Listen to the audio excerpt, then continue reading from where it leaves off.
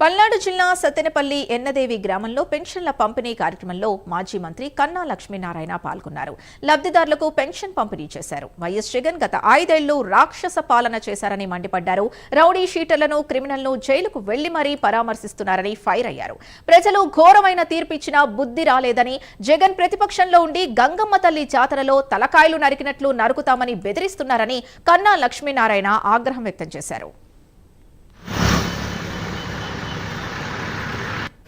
அரிசி எல்லா சந்தர்ப்பம் கூட்டணி பிரபுத்தம் எல்லாம் நல்லா இருக்கும்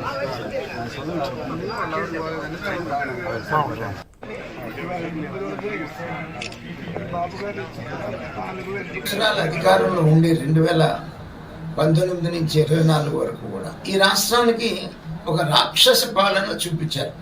పూర్వకాలం మనం వినేవాళ్ళం, రాక్షసులు ఎలా ఉంటుంది అనేటువంటిది వినేవాళ్ళం కథల్లో. కానీ ప్రాక్టికల్గా మనకు 5 సంవత్సరాలు చూపించారు.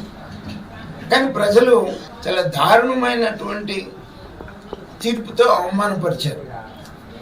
ఇంకా కూడా ఆయనకు బుద్ధి రాకుండా ప్రతిపక్షంలో ఉండి మేము అధికారంలోకి వస్తే ఇదిగో మీకన్నా మెరుగ్గా ఈ పని చేస్తామని ఈ రోజు వరకు ఆయన చెప్పింది నేను ఎక్కడ చూడలే. ఎందుకంటే ఎక్కడికి వెళ్ళినా కూడా రౌడీ షీటర్లని లేకపోతే బెట్టింగ్ రాయల్ని పలకరించడానికి వెళ్తున్నాడు, జైలుకి వెళ్తున్నాడు, క్రిమినల్స్ని పలకరించడానికి వెళ్తున్నాడు తప్ప అది వెళ్తలేదు.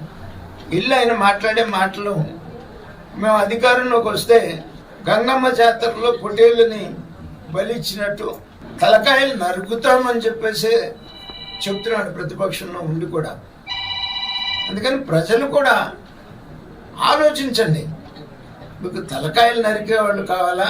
సంక్షేమం అభివృద్ధి ధ్యేయంగా ఈ రాష్ట్రాన్ని అభివృద్ధి చేసేటువంటి ఎన్డీఏ కూటమి కావాలా అనేటువంటిది కూడా ప్రజలు కూడా ఆలోచించాలని చెప్పేసి నేను ఈ సందర్భంగా ప్రజలకు విజ్ఞప్తి చేస్తూ మరొకసారి 2026 సంవత్సరాన్ని ఆహ్వానిస్తూ అందరికీ నూతన సంవత్సరం